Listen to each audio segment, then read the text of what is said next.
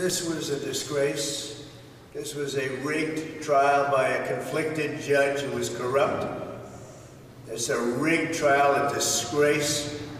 They wouldn't give us a venue change. We were at 5% or 6% in this district, in this area.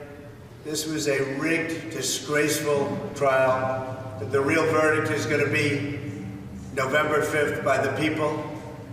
And they know what happened here, and everybody knows what happened here.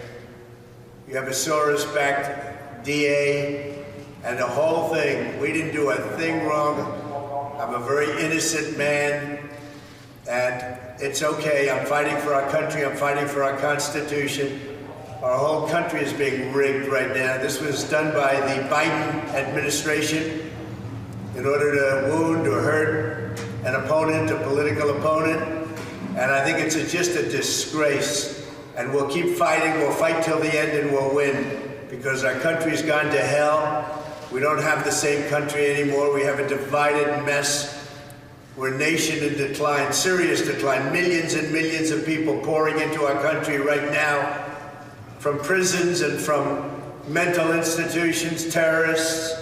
And they're taking over our country.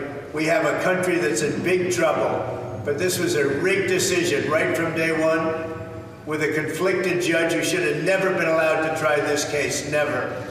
And we will fight for our Constitution. This is long from over. Thank you very much. Why should voters vote for a convicted felon? Are you going to drop out? You believe in the rule of law? You trust the jury? I want to give our thanks to Associated Press. They're live on the scene right now, and you can see there the president walking away, a few reporters screaming out. You see some family members. You see his former attorney, Alina Habba, there. Look, this is pretty wild. This is pretty wild, only because they're finding him guilty of a felony. Convicted on all 34 counts, ladies and gentlemen. The first former president in the history of the United States to be convicted. I mean, this is really just incredible to see and very disappointing to see. So 12 New Yorkers who clearly, I'm guessing, don't like Donald Trump very much, in light of the fact that, again, I would just say, here's the deal. This is not normal. Like, it is just not normal to tell your jury to pick one of the three as though it's a multiple choice test to say, hey, you know, he's guilty of one of these things. And I suspect, I'm not a legal scholar, you know, you can trust me on the economy and the markets, but I'm not a legal scholar. I've certainly talked to enough people at this point who are. This case will be ultimately thrown out, but it's got to get to the appeals court. I mean, like so many, just like, for example, ladies and gentlemen, what happened there with Letitia and her $500 million, right, that she wanted to charge him. They knocked it down to $175 million. But this is pretty crazy stuff. I mean, absolutely crazy stuff. And again, we're looking at some live pictures coming to us. You can see all the crowds gathering. I suspect you're going to have sort of both sides there. So security's on high alert, as he's made the point before. You know, they're spending all their time securing this courthouse as opposed to securing New York City. And so we'll continue watching all of this. But really, kind of a tragic day, if you would, for the country. I'm just looking at some of your comments that are coming in at this moment. We're going to continue watching this feed. We're going to continue seeing what is out there. But the sentencing is going to be happening on July 12th. So July 12th is the big day, and July 11th, July 11th. So shortly after the 4th of July, they're going to announce the sentencing. So, I mean, what are they going to, they're going to send him to jail? I mean, this is a felony. This is a felony charge. So there's a chance that could happen. I don't think that they should want that. And yet, they're hoping with the polls, by the way, because some of the poll numbers have suggested, well, you know, if he's convicted, if he's in jail, maybe I won't vote for him. Well,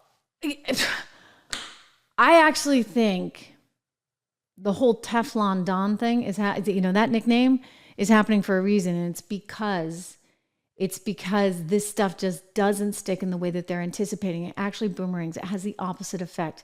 Because I think if you look at the actual, look at the numbers, for example, after the Letitia James thing, after they came out and said, okay, you're going to have to pay $500 million, $500 million, because Letitia thinks Mar-a-Lago is not worth $18 million.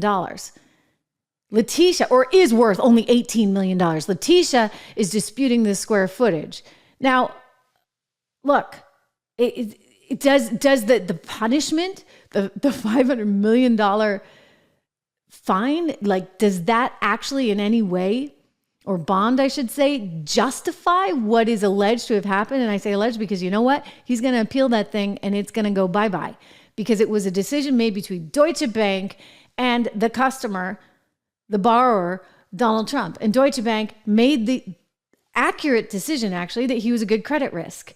And they got paid and then some. So how is it that a DA can fly in out of nowhere and say, no, we don't agree with this, and because you misspoke or misstated the square footage and inflated the value of Mar-a-Lago, then guess what? Okay, they just changed. I'm getting some more information coming into us right now. It looks as though June 13th is the deadline to file motions. The sentencing is on July 13th. So July 13th will be the day that the response from the defense will actually happen. Pretty incredible, incredible to see. So you could be looking, ladies and gentlemen, at a situation where the president, the person that is the nominee for the Republican Party, I mean, he is actually going to be running as a convicted felon, like live from the jail cell? Are you kidding me? Because it is alleged, and I say alleged because I have a feeling this is all going to be thrown out on appeal, that he is said to have engaged in unlawful activity by, and this is not very clear. Like, I actually have to go back to my notes here. Falsifying business records with the intent to cover up a crime. But again, what was the crime? What was it that he was covering up? Take your pick. The Federal Election Campaign Act, but hey, even the FEC didn't even come forward with that. They could have brought charges. Believe me, they would have loved to, right? Any chance they get. But they didn't. They didn't. Why? Because it's very, very hard to prove that. You have to say somehow that they're conspiring to get someone elected at the expense of someone else. Well, guess what? What do you think an election is, other than trying to get one person elected versus somebody else? And look, bad things happen, whether or not they're illegal. I mean, if you catch and kill a story, again, whether or not that's illegal, it's not. It's not. Non-disclosure agreements, whether you agree with them or not, I don't believe in them. I've never signed one. I hate that stuff. But you know what? Because it's a free country and I always want to protect my freedom of speech. An NDA is what it is. Okay? So there you go. It's legal. So you can't get them on that. Falsification of business records, I mean, did he knowingly do that, or did his people do that? That's a question, or violation of tax laws. I guess you pick your choice, right? A, B, or C. As the judge said, although you must conclude unanimously, he said to them, that there was a violation of the law. You do not need to be unanimous in what the unlawful event actually meant.